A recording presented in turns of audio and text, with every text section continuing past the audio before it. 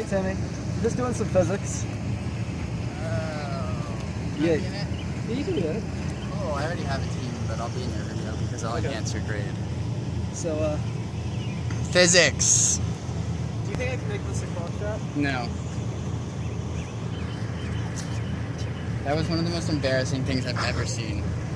It was a physics failure. I guess It's a I'll physics have to tragedy, descend to the Whelan. physics exterminator and go into the physics,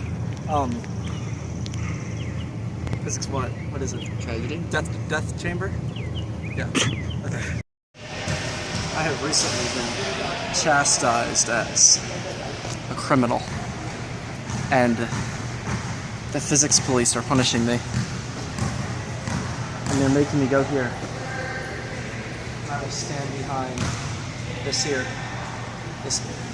lethal lacrosse stick, and I will let it go immediately in front of my face. It will swing away, only to come back and destroy me. That's it. 1, 2, 3, physics.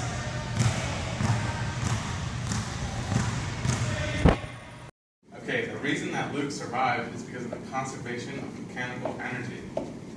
As you can see in this diagram, Luke's 1 meter tall, and there's a 15 kilogram lacrosse stick, not really, but, and then that has a potential energy of 150 joules, and that would kill you if it were to hit you.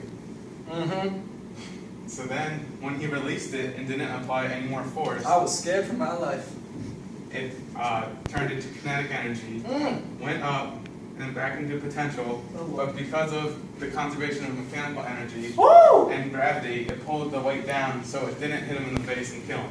Praise the Lord. Kinetic energy 1/2 mv squared equals potential energy mgh.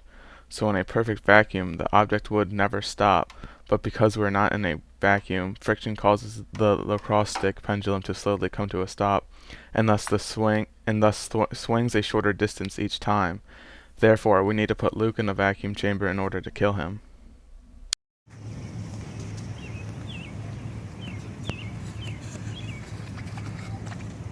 Boo!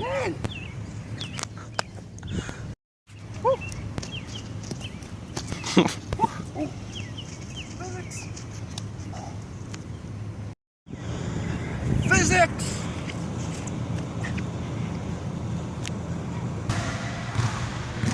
No, not physics. I didn't say physics.